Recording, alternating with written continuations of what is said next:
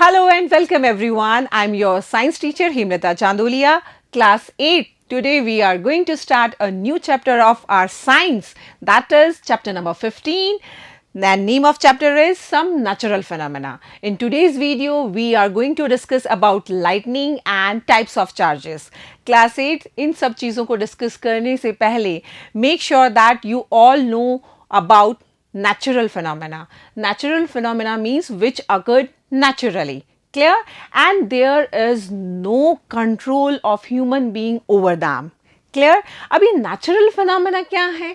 Like thundering, lightning, storms, cyclones, drought condition, forest fire, hailstorms, isn't it? अब ये जितनी भी चीज़ें होती हैं, चाहे साइक्लोन्स आते हैं, चाहे स्टॉर्म्स आते हैं, बाढ़ आती है, सूखा पड़ता है, इसके ऊपर हमारा कोई कंट्रोल नहीं है. Clear? And somehow they become disaster for us, isn't it? So students, in today's video, in today's chapter number 15, we are going to discuss about few of the natural phenomena. Clear everybody? So today we will discuss about lightning, types of charges and their interaction, and transfer of charges and structure of electroscope. And this one is the very important point of this part. Clear everybody? Class 8, you already had studied about storms and cyclones in your class 7th. और इनकी वजह से हमें बहुत भारी नुकसान होता है. इनसे होने वाले नुकसान, हम इनसे कैसे बच सकते हैं, ये हम ऑलरेडी क्लास 7th में पढ़ चुके हैं. Clear everybody? But in this chapter we are going to discuss about two more natural phenomena. And what are they? They are lightning and earthquakes. समझ में आ रहा है? भूकंप आता है, बिजली कड़कती है, हम इनके बारे में पढ़ने वाले हैं. And students, we know that कि we can protect ourselves from these destructive phenomena to some extent. ठीक है, हम क्या कर सकते हैं? हम खुद को बचा सकते हैं.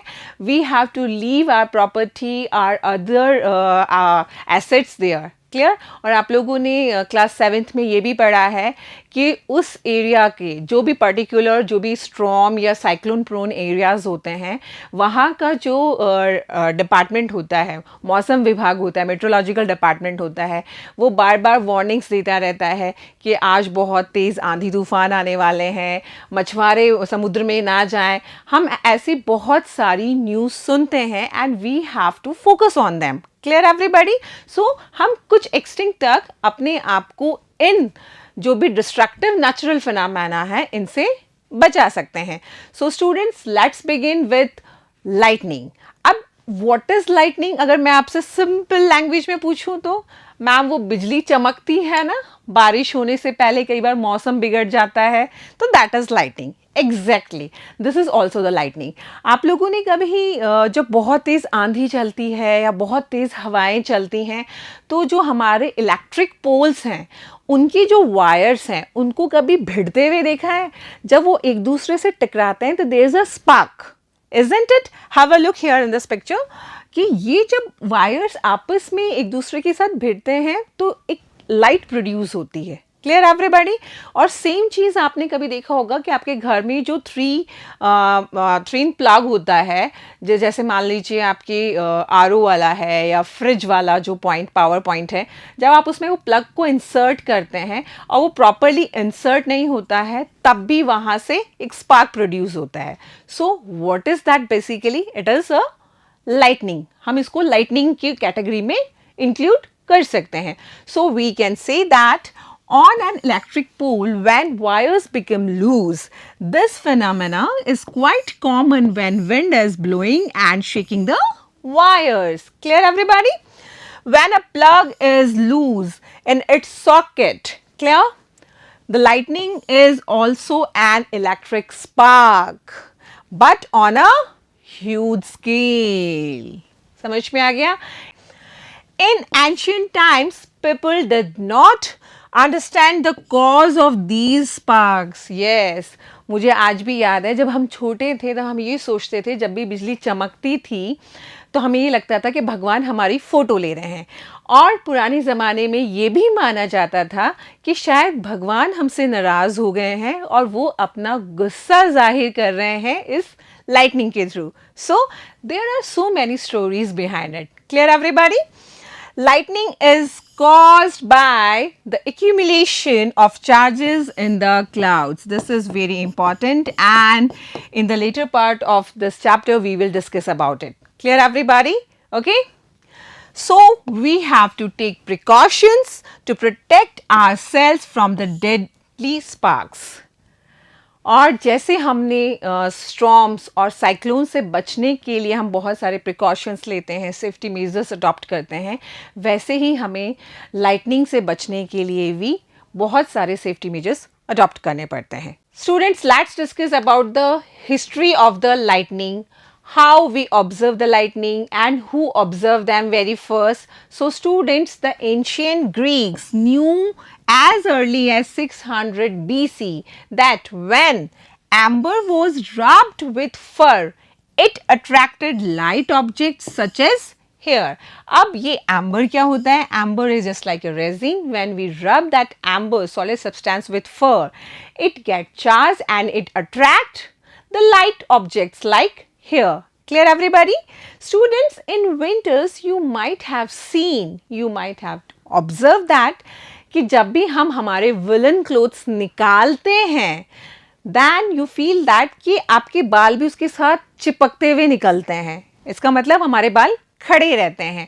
और जब कभी भी हम किसी डार्क रूम में हमारे विलन क्लोथ्स को टेक आउट करते हैं, you might have heard a crackling sound and you observe a spark.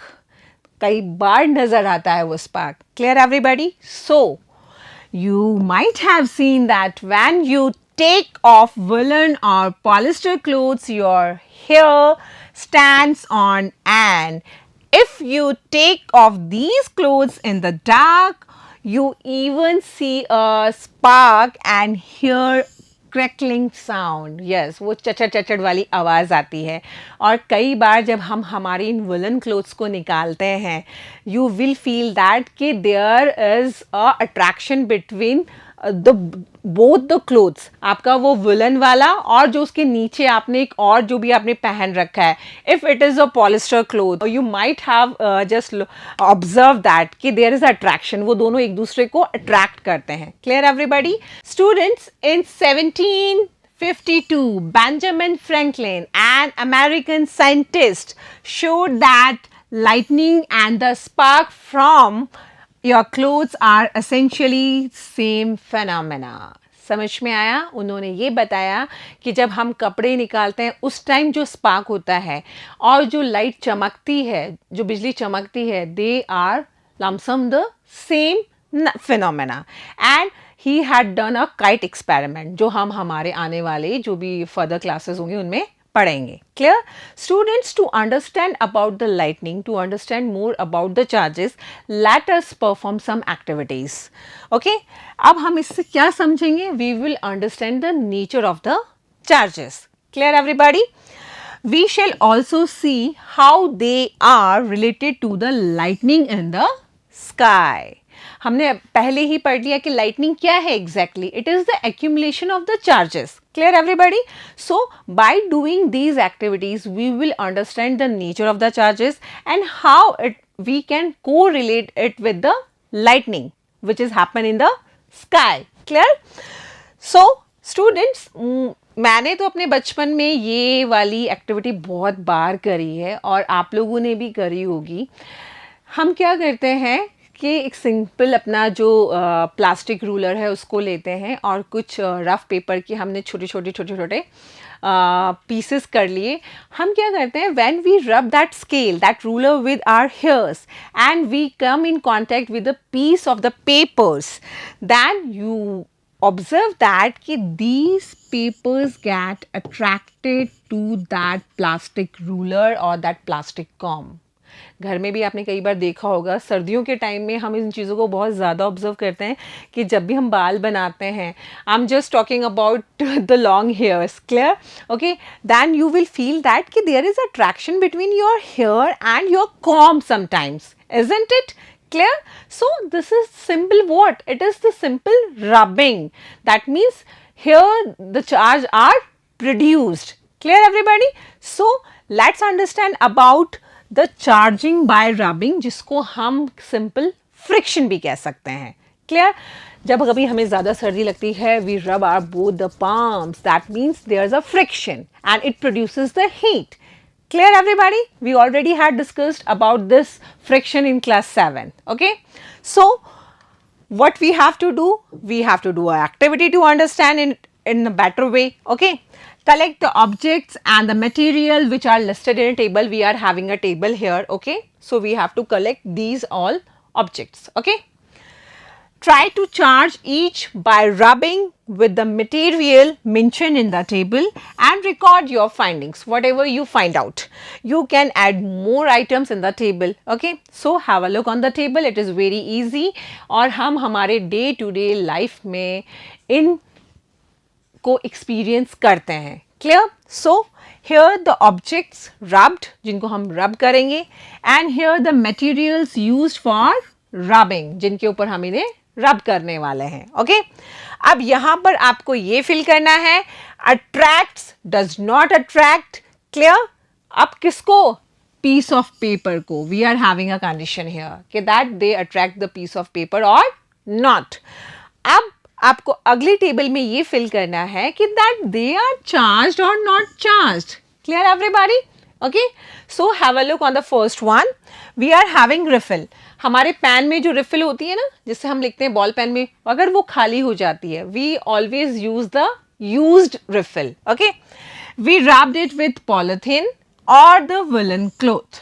ठीक है, जब हम हमारी यूज रिफिल को इन पे रब करते हैं, then you will feel that क्या वो एक उस पीस ऑफ पेपर्स को वो अट्रैक्ट करते हैं या नहीं करते हैं.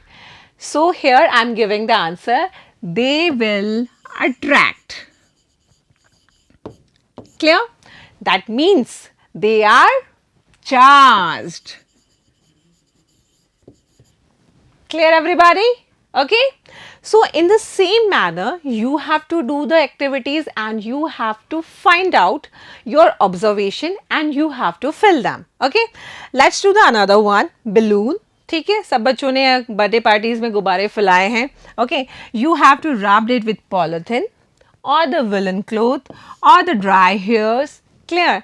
When you rubbed balloon with these materials and after that you came in contact with a piece of papers, what happened exactly? क्या वो piece of papers balloon पे चिपकते हैं, क्या वो उससे अट्रैक्ट होते हैं, ये आपको ऑब्जर्व करना है और टेबल में फिल करना है. Clear everybody? These are the very very easy activities और इन एक्टिविटीज़ को करने से हमारा एक जो लेवल है अंडरस्टैंडिंग का about the charges, it will clear. Clear everybody? So here, चलो मैं ये आंसर कर देती हूँ. Yes, it will. Okay, the piece of papers will attract towards the balloon. That means it get charged. Okay, fine. समझ में आ गया? So students, when a plastic refill is wrapped with polythene, it acquires small electric charge. Clear everybody? Similarly, when a plastic comb is wrapped with dry hair, it acquires small charge and these objects are called charged objects. समझ में आ गया? जब हम किसी object को किसी दूसरे object से रब करते हैं, ठीक है, तो it get charged and these objects are known as charge objects. Clear everybody? Okay. In the process of charging, the refill and the plastic comb, polythene here also get charged. हाँ, इसको आप हमेशा ध्यान रखना बच्चा कि सपोज करिए we are having balloon, ठीक है, and we are rubbing it with the woollen cloth और हमने पॉलीथीन ले लिया, कुछ भी ले लिया, ठीक है. ऑलवेज रिमेंबर दैट कि both the bodies will get charge. Clear everybody? ऐसा नहीं है कि हमने दोनों को रब किया तो सिर्फ एक पे ही चार्जेस आएंगे. नो, क्या होगा, दोनों ही बॉडीज पे चार्जेस डेवलप होंगे. Clear everybody? Okay, students, let's understand about the types of charges and their interaction. To understand it in a better way, let's perform another activity. What we have to do? First, you have to decide what is your aim. So here we have to show that the like charges repel each other and unlike charges attract each other. Do you remember that magnet chapter we had studied in class 6th? Isn't it? उसमें क्या होता है, जो like poles होते हैं, same poles होते हैं, they repel each other, और जो opposite poles होते हैं वो attract each other. Clear everybody? So same here, जो like charges होते हैं ना, they repel each other and unlike charges attract each other. Clear everybody? Okay. So इसके लिए हमें क्या क्या materials चाहिए? You require 2 inflate balloons, polythene, pan refills. Clear everybody? अब pan refills हमारी used refills. What you have to do, students? First you have to just inflate 2 balloons. 2 गुब्बारे फुलाइए जैसे हम बर्थडे पार्टीज में फुलाते हैं. Hang them in such a way that they do not touch each other in the same manner. पास पास में है लेकिन they are not touching each other. Okay. Rub both the balloons with a woolen cloth and release them. आपको सिर्फ इतना सा करना है. पहले 2 गुब्बारे फुलाने हैं, उनको हैंग करना है और हैंग ऐसे करना है कि ये दोनों एक दूसरे के टच ना हो. उसके बाद आपको दोनों बलून्स को किसी भी वुलन क्लॉथ से उसको रब करना है and release them. Clear everybody? इतना सा करना है. After doing this you will observe that कि ये जो दोनों बलून्स हैं ना, ये एक दूसरे से दूर भाग रहे हैं, ये एक दूसरे के पास नहीं आ रहे हैं, ये एक दूसरे से दूर भाग रहे हैं. डू यू रिमेंबर दैट कि जब हम बर्थडे पार्टीज़ में जब कभी बलून्स फुलाते हैं और उनको दीवार पे लगाने की कोशिश करते हैं और हमारे पास सेलो टेप नहीं है तो हम क्या करते हैं, उसको ऐसे हमारे हेयर्स पे रब करते हैं और दीवार पे लगा देते हैं. कई बार वो चिपक जाते हैं. Isn't it? अब हम इसको कोरिलेट करेंगे. क्लियर? इतनी सी एक्टिविटी करने के बाद what we have to do students, now let's repeat this activity with the used pen refills. ठीक है. अब आपको क्या करना है, you have to rub 1 refill with polythene. Clear everybody? घर में हमारे पास बहुत जगह पॉलिथिन है, हमारी life is full of polythene. Clear everybody?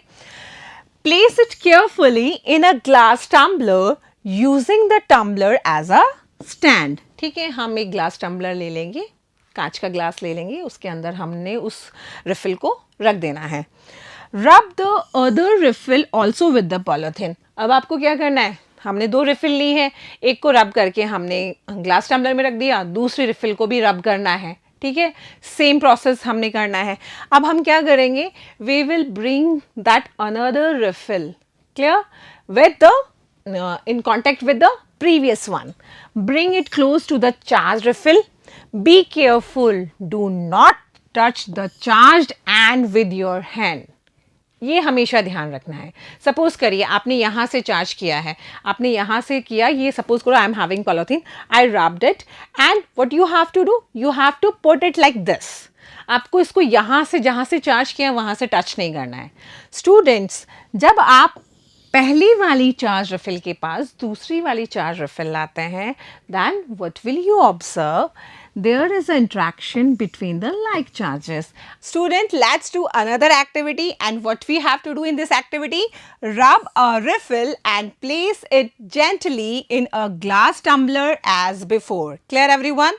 So student, but here in this time we have to bring an inflated charged balloon near the refill and observe. इस बार हम दूसरी रिफिल नहीं ला रहे हैं. What we are just taking here, we are just bringing a charged balloon near the charged refill which is already placed in the tumbler. Clear everyone? Student, as they come in contact, you will observe that they will attract each other. Clear everyone? So we can say that unlike charges attract each other. Is it clear to everyone? So students, what is the conclusion? We can say that a charged balloon repelled a charged balloon, a charged refill repelled a charged refill, but in activity third, where a charged balloon gets attracted towards a charged refill. Clear everybody?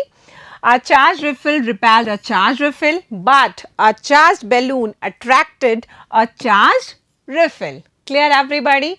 All three activities are clear. Students, it indicates that charge on the balloon is of different kind. Clear? Balloon पे जो charge था वो different था और जो हमारी refill थी उस पे जो चार्ज था वो डिफरेंट था. एंड वी अंडरस्टैंड दैट कि जो अपोजिट या जो अनलाइक चार्जेस हैं they attract each other. Clear everybody? Is of different kind from the charge on the refill. Okay, so by doing this activity we understand that कि unlike charges attract each other and like charges repel each other. Okay, we can say that there are two kinds of charges.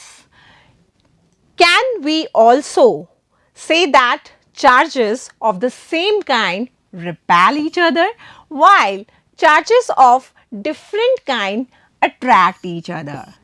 I hope this concept is clear in everybody's mind. Okay, students, it is a convention to call the charge acquired by a glass rod when it rubs with a silk as a positive. और जो दूसरा वाला होगा वो कैसा charge होगा? वो negative charge होगा. The other kind of charge is said to be negative. The electrical charges generated by rubbing are static. Students, try to understand this line. देखो, जब भी हम रबिंग करके जो चार्जेस डेवलप करते हैं they are said to be static. Static मतलब they are stable, they are not moving. Clear everybody? They do not move by themselves. Clear? Students, when charges move, they constitute a electric current. अब समझ में आ रहा है. हमने class 7th में, class 6th में और हमारे पिछले चैप्टर में भी इलेक्ट्रिक करंट पढ़ा है. And there are the movement of the charges and that generate electric current. Clear everybody? The current in a circuit which makes a bulb glow or the current that makes a wire hot is nothing but motion of charges. I hope now it is clear to everybody. हमने हमारे electric current वाले chapter में class 6 में, 7th में, 8th में जो हमारा electric current flow होता है, what is that? It is the motion of the charges basically, जिससे हमारा बल्ब भी जलता है, जिससे हमारा कोई वायर गर्म भी होता है. क्लियर? हमने बहुत सारे एप्लीकेशंस पढ़े हैं. Clear everybody?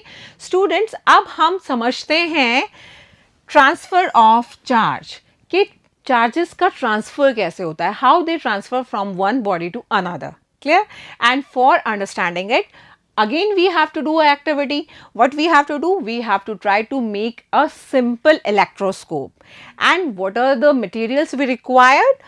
An empty bell jar. इसकी जगह हम हमारा जो जैम वाला बॉटल होता है हम उसको भी यूज़ कर सकते हैं. कार्डबोर्ड, मेटल, पेपर क्लिप्स, हमारी जो यू पिन्स आते हैं. ठीक है.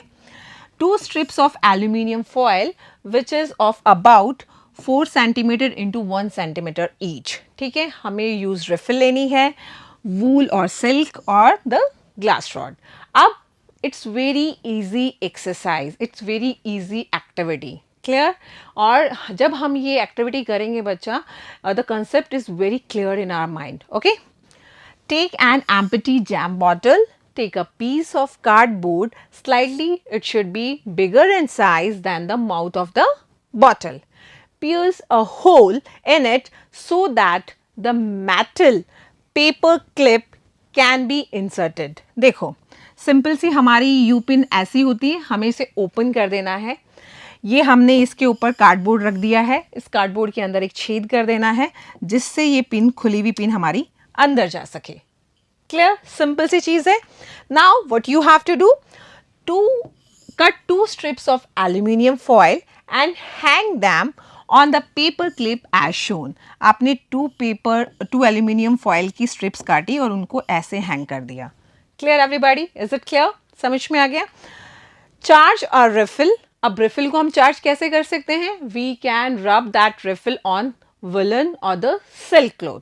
उसके बाद touch it with the end of the paper clip. हमने चार्ज रिफिल को इस एंड पे लेके आए और उसके साथ इसको टच किया. We observe that both paper clip repel each other. ये एक दूसरे से दूर भागेंगी. They will repel each other. Clear everybody? Now touch free end of clip with your bare hands. अब आप क्या करो, ये जो आपका खुला हुआ यू पिन है ना, इसको अपने बेयर हैंड से टच करो. जैसे ही आप इसको अपने हाथ से टच करते हैं, what do you observe? We observe that strips return to their previous position. ये वापस एक दूसरे के पास आ जाएंगी. Clear everybody? जब हमने चार्ज रिफिल इसके पास लाए, दे repel each other. But when we touch that end of the paper clip with bare hand, then it again come in their previous position. ये चीज़ समझ में आ गई? Class 8th, why does it happen? The reason is that the foil strips lose charge to the earth through our body. आप लोगों ने पहले भी पढ़ा होगा और पहले भी एक्सपीरियंस किया होगा कि हम कभी भी इलेक्ट्रिकल अप्लायंसेस को, बेसिकली वो जहाँ पर पानी यूज़ होता है, उनको कभी भी नंगे पैर नहीं छूते हैं. हम हमेशा पैरों में स्लीपर्स पहन के रखते हैं. क्यों? क्योंकि क्या होता है, उससे हमें इलेक्ट्रिक शॉक लग सकता है. ये आप लोगों ने सब में पढ़ा है. इसका मतलब क्या होता है कि that we are a conducting body, we are transferring the charges. Clear? And from our body these charges are transfer to the earth. Is it clear? Fine. We say that the foil strips are discharged. और जैसे ही discharge होती हैं, अपनी पुरानी position में आ जाती हैं. The process of transferring of charge from a charged object to the earth is called earthing. It's very easy. समझ में आ गया? Again, the process of transferring of charge from a charged object to the earth is known as earthing. Clear everybody? और ये earthing हमारे घर में भी होती है. Clear? Earthing is provided in buildings to protect us from electrical shocks due to any leakage of electrical current. Okay? अब हम क्या करेंगे, इस एक्टिविटी को वापस से ग्लास रॉड की हेल्प से करेंगे. और फिर हम जब भी इसको ग्लास रॉड की हेल्प से करेंगे या यूज रिफिल से करेंगे, we will observe the same behaviour of strips. Clear everybody? Students, जब हम जो यूज रिफिल को चार्ज करके हम उसके पास लाते हैं, they repel from each other. Why it happens so बच्चा? The aluminium foil strip receive same charge from the charge refill through the paper clip. समझ में आ गया? ये आपकी दो एल्यूमिनियम फॉयल जो है ये हैंग थी. Both are connected with the paper clip. जैसे ही आपने चार्ज्ड रिफिल इस एंड पे टच किया, ये चार्ज फ्लो हुआ तो यहाँ आया और दोनों की दोनों जो एल्यूमिनियम स्ट्रिप हैं, इनके पास सेम चार्जेस आए. Clear everybody? किसके थ्रू आए? आपका जो मेटल वाला पेपर क्लिप है. That's why, because they are having like charges, they repel each other. Is it clear? And students, remember that metals are good conductors of electricity. Is it clear? The strips carrying similar charges repel each other and they become wide open. Is it clear, everybody? Okay. Students, such a device can be used to test whether an object is carrying charge or not. Is it understood? Very easy concept. ऐसे devices को हम काम में लेते ही इसलिए हैं जिससे हम ये जान सकें कि that particular object is charged or not. Okay? This device is known as electroscope. Simple, very simple. I hope it is clear. Electrical charge can be transferred from a charged object to another through a metal conductor. Always remember that we are using that metal paper clip. What is that? It is a metal, and metals are the good conductor. Clear everybody? So this is enough for today's video. Tomorrow in the next video, we will discuss about the story of lightning, we will discuss about earthquake, we will discuss about the safety measures. Till then, revise and take care yourselves. Thank you.